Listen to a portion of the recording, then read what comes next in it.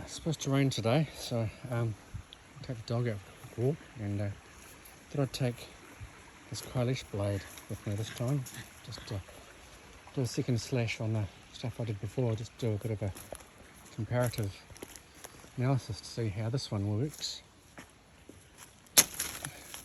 compared to the other one. This one's got a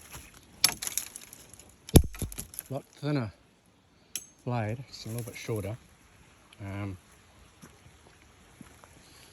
but essentially it's the same sort of thing, a military style X-issue modern kukri. So by about 1775 or so, Nepal had been unified finally under one ruler, and the kingdom of Nepal essentially was fully established. By 1814, the British East India Company, sort of a trading company, I think they call themselves, something like that. Essentially they were a looting company, I suspect. Basically they were going around and finding land and opening up to the British Empire and taking the goodies they could find. They encountered the Nepalese by 1814 and initiated war with them because the Nepalese didn't really want them wandering around their land.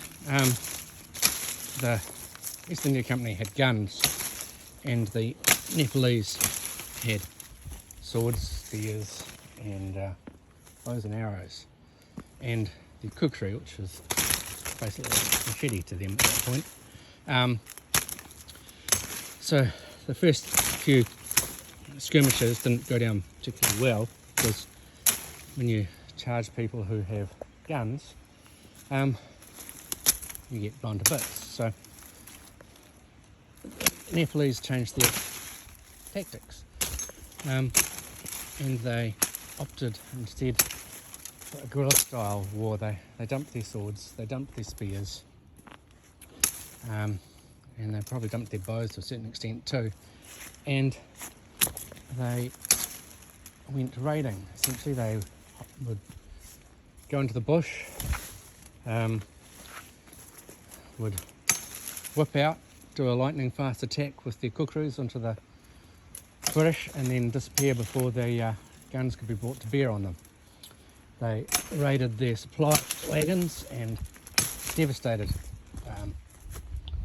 anyone who got in their way. This went on for 2 years until a peace accord was brokered between Nepal and the British. Possibly because after 2 years they realised the Nepalese didn't have that much they were interested in. Possibly just because they've been doing very well. Who knows? But peace deal was made, and at that point they turned around and said, look, you guys fight brilliantly, we'd like to offer you guys a place in our army. And at that point the Gurkhas in the British Army was established, and by 1817 they were serving and have been serving ever since. Not just in England though, they also went to places where England used to have its rule. So Singapore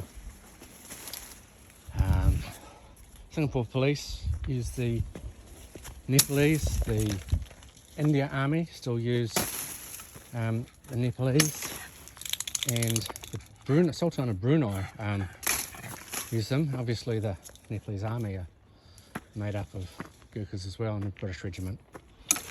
Also served as peacekeepers, and with the United Nations, done all sorts of interesting military stuff. Anyway, they were a great force to have for the British, because not only were they fit, healthy, strong, didn't really know the meaning of fear, they also brought with them their own knives, which they were extremely efficient with. So when you hire a fighting force and enlist them as your own men and they bring their own weapons along, well, just total win-win, right? So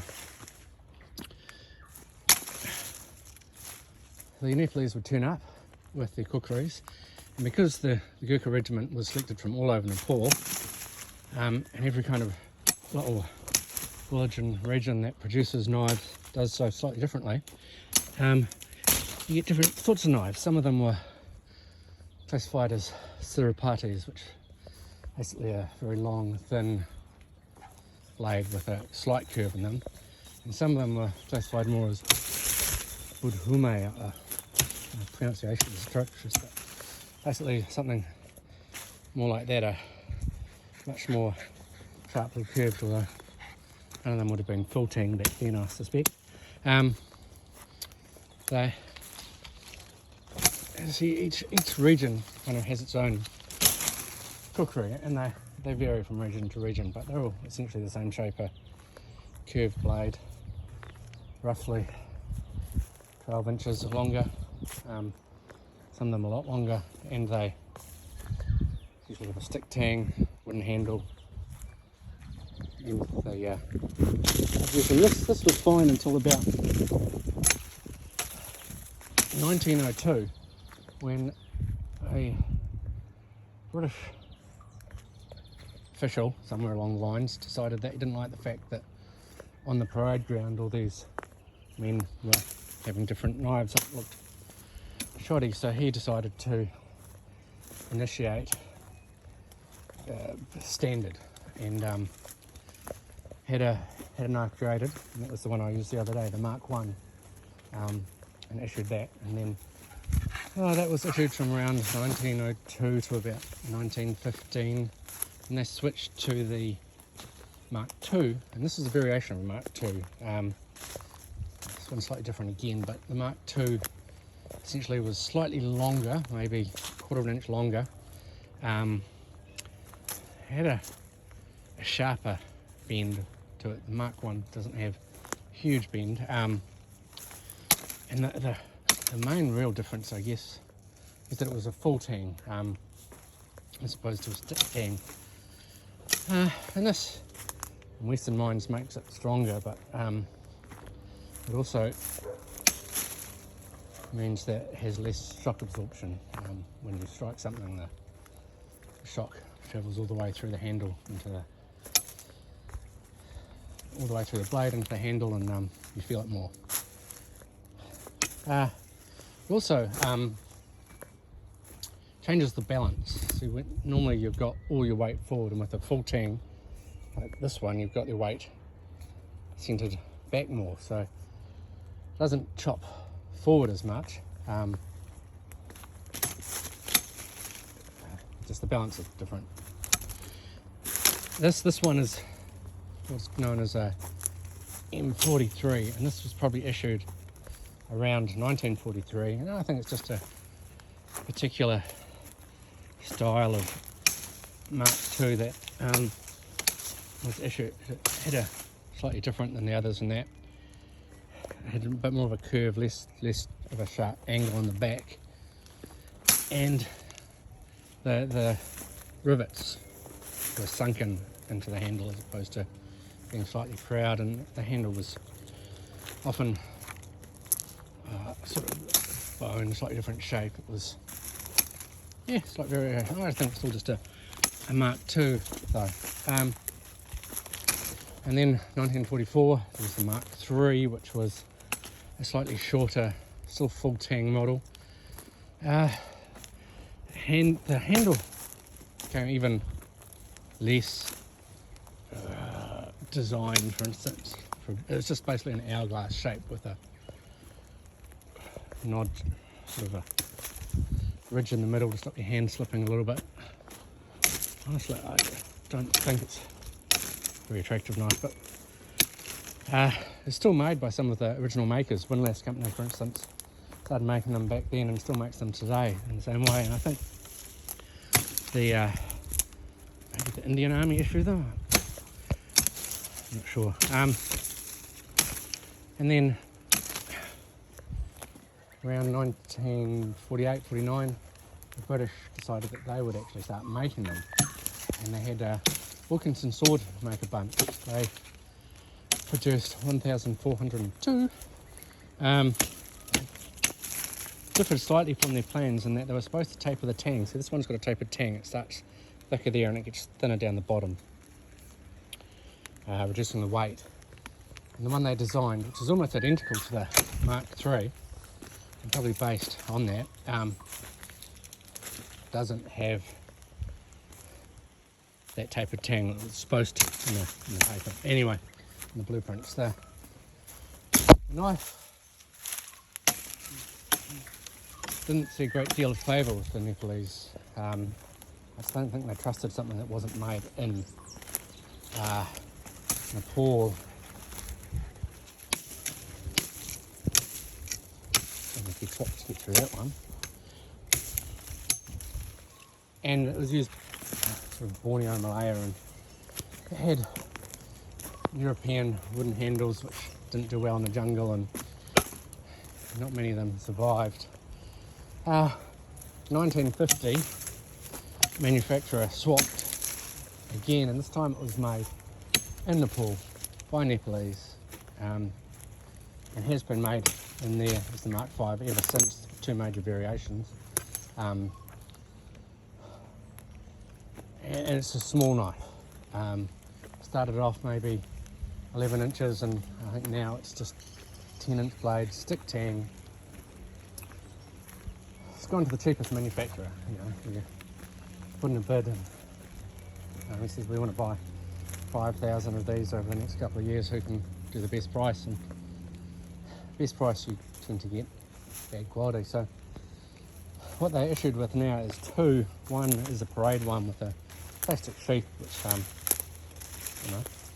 looks the part, probably blunt, and another one which is their work knife, which is probably slightly better, and I suspect most of them dump it and replace it with one from home. Although the earlier ones, I understand, were quite good, sort of around 1970, whereas the modern ones, I understand, are not. And some cut, and I don't have any personal experience with it, but I understand they're not particularly good blades. Of course, there's been some other variations as well. Some units couldn't get, due to war and supply and issues and things, couldn't get issued with them, so they designed their own.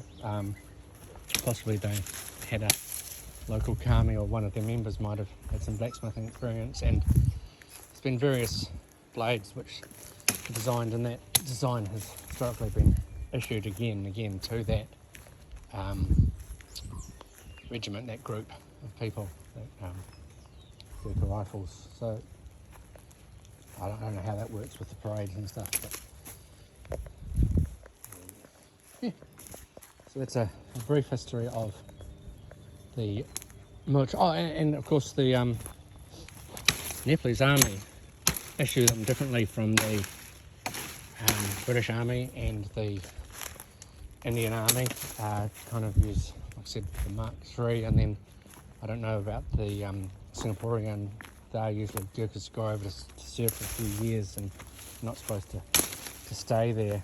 In fact, they're supposed to take their own kids and wives if they have them and stay a few years and move back, and then I suspect they just take their own, whatever one they particularly like and fancy, and I don't know much about the Brunei's ones at all. But yeah, so this is a Mark II, M43, a bit different than a lot of the M43, different than any, because it's got a Western style handle. Traditional one's supposed to have 2 rivets, and this has got 3. You can see it's got the brass edge around the outside of it, and it's supposed to have that. It's supposed to have that swell at the back and then the tail cap, but it's supposed to have a piece of metal up the top here, and instead of this kind of curve and arm smell and sort of vague Coke bottle shape, it's supposed to be more rounded with a lump in the middle, stop your hand from slipping. Should really look up the the terms properly. But yeah, just seeing how this one goes. I've got to say, a lot lighter. Chopping wise,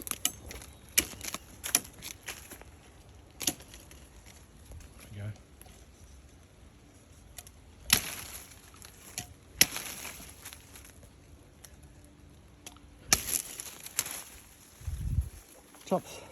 Chops very well. It's got the grind is flatter all the way through rather than the shape of the other one, which kind of has that as a ridge on the bevel. There may be very slightly more vibration pass through when you cut. I don't notice it a great deal. I'm more familiar with this one, but there is, I would say, more vibration, but doesn't hurt the hand like the other one does. And could just be I'm more used to this one. I remember when I first got it, it was a little bit painful, and I kind of smoothed some of it off. It's a good blade made by Kailash blades, as I said before. I had some issues. That bit of wood just chipped off, not from impact, but I just went to get it out one day and it was missing. Kind of glued a little bit there and stuck it in, doesn't work perfectly. And the very, very, very tip, focus there, snapped off. Just a couple of mils. Again, just from chopping in wood. Don't know why that was, but I just sharpened it up again and she doesn't seem to be taking any more damage. Doesn't make much difference. Slightly different shape on the tip, but doesn't bother me.